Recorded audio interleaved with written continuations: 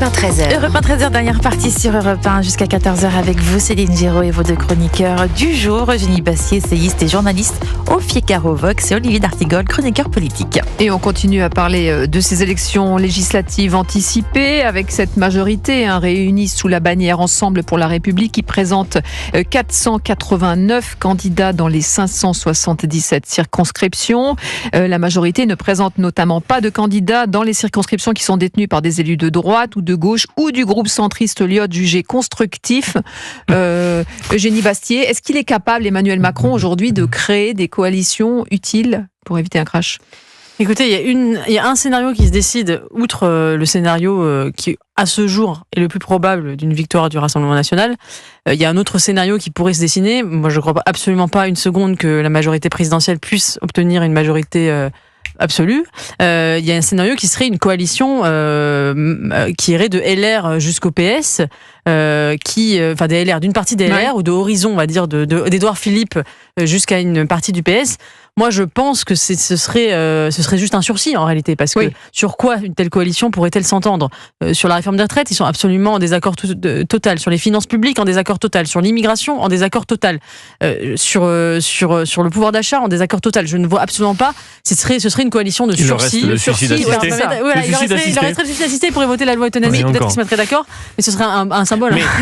Mais voilà. Donc je pense que effectivement, il y a le scénario d'une coalition de sursis, mais qui ne serait finalement qu'une étape et qui donnerait une chambre ingouvernable qui ne pourrait produire absolument aucune réforme dans un moment où notre pays en a énormément besoin. Mais par quelle alchimie politique Emmanuel Macron, qui a fait campagne pour les européennes et qui a été très lourdement sanctionné, pourrait demain, dans des conditions plus dégradées pour lui, réaliser ce qu'il n'a pas fait hier.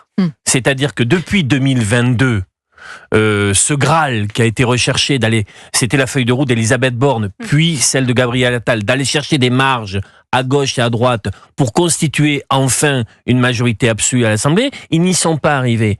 Je ne vois absolument pas par quel miracle les concernant cela serait possible dans des conditions encore plus difficiles.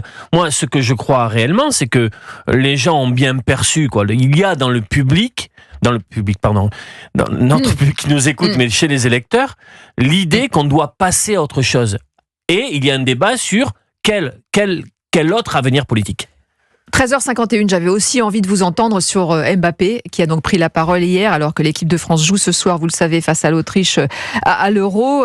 Kylian Mbappé qui a donc pris position en disant qu'on était dans un moment crucial de l'histoire de notre pays. Il faut avoir le sens des priorités. Il faut, pour la jeune génération, on voit bien que les extrêmes sont aux portes du pouvoir. Il faut choisir pour l'avenir de notre pays. On a un auditeur qui nous appelle. Alexandre, bonjour. Bonjour Céline. Bonjour, merci d'être avec nous en direct. Vous nous écoutez en Seine-Saint-Denis et vous souhaitiez réagir. Alors, est-ce que selon vous, les prises de position d'Mbappé sont productives ou contre-productives ? Alors, le problème, c'est que les joueurs ont une influence, malheureusement, sur la jeunesse aujourd'hui. Je repense à l'affaire Naël avec les propos de Jules Koundé à l'époque, qui avait quand même parlé d'un jeune de 17 ans battu à bout portant et de bavure policière. Et Kylian Mbappé qui avait dit petit ange, parti trop tôt. Voilà. Parti trop tôt. Donc, moi, j'avais pas entendu à l'époque aussi Didier Deschamps avec le chauffeur de bus à Bayonne, qui avait été malheureusement... c'est un état d'esprit. Malheureusement, les jeunes, pour la plupart des joueurs, en fait, sont des icônes. Et parfois, leurs propos peuvent amener à des comportements assez... Il a tort, donc, selon vous, de prendre la parole, de prendre position, Kylian Mbappé ? Non, alors après, prendre position, moi, j'ai aucun problème. Justement, l'abstention en France est un gros problème chez les jeunes. Donc, moi, j'encourage bien sûr les jeunes à voter, à donner leur voix. Voter est un devoir civique, déjà, avant tout. Donc ça, c'est déjà une bonne chose. Et d'ailleurs, sa prise de position, je vous coupe une seconde, Alexandre, a généré plus d'1 million d'engagements, que ce soit sur les réseaux sociaux, en termes de likes, de partage, etc. Donc c'est quelque chose qui a été très repris. Oui, bien sûr. Après, c'est son opinion. Après, chacun est libre de donner ses opinions et de commenter. Mais après, il faut pas que ça soit une généralité. Il faut donner... C'est bien qu'ils s'expriment. Les joueurs ont le droit de s'exprimer. Mais il y a parfois des des régions où voilà, il faut pas trop en parler. Je voulais juste en profiter pour faire une petite parenthèse pour passer un petit coucou à vos deux chroniqueurs. Oui. Je voulais remercier M. D'Artigol pour son verbe et son élocution parfaite avec Pascal Praud et Génie Bastier. Il vous entend. Merci pour le comité de soutien, j'avais parfois besoin. et Génie Bastier pour ses analyses toujours brillantes. Merci beaucoup, voilà, Alexandre, fidèle auditeur d'Europe 1. Allez, vous avez 30 secondes chacun. On a reproché souvent aux sportifs de dribbler. Voilà. Là, on lui pose la question, donc il répond. Est-ce qu'il est à sa place ? Moi, je pense qu'il porte les couleurs de la France. Il porte les couleurs de la France. Dire que les extrêmes aujourd'hui, c'est 50% des Français. Donc dire aller voter contre les extrêmes, c'est se priver d'une partie de ceux qu'ils représentent. Je pense qu'il aurait dû rester dans une posture de neutralité. Et je préfère la posture de la metteuse en scène Ariane Mouchkine dans Libération, qui a dit, je la cite, « Je nous crois en partie responsables, nous, gens de gauche, gens de culture. On a lâché le peuple, on n'a pas voulu écouter ses peurs et ses angoisses. » Et elle refuse justement de prendre parti en se disant, voilà, de toute façon, les leçons de morale de l'élite ne fonctionnent plus.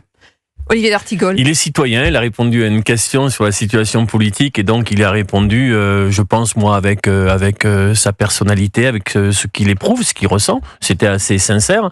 Et si en plus il marque un but ce soir, vous vous rendez compte Ça m'a pas dérangé. Donc vous, ça vous a pas dérangé parce qu'en fait, contrairement à Naël où là il avait pris la parole alors qu'on lui avait pas posé de questions, là les journalistes lui demandent et on dit souvent les sportifs s'échappent. Là il s'est pas échappé. Oui, il a répondu en précisant bien qu'il le faisait comme citoyen. J'ai trouvé que sa réponse était une réponse bien construite, voilà. Parce qu'il a parlé des extrêmes, voilà. Il n'a pas dit la droite, la gauche. Je ne me prononce pas sur ce qu'il dit. Oui. Je dis qu'en tout cas, il a exprimé déjà, c'est un changement de dire les extrêmes et pas que l'extrême droite. Tout en disant après qu'il était d'accord avec Thuram. Oui. On continuera évidemment à en parler sur Europe 1 de tout ce qui touche aux élections législatives.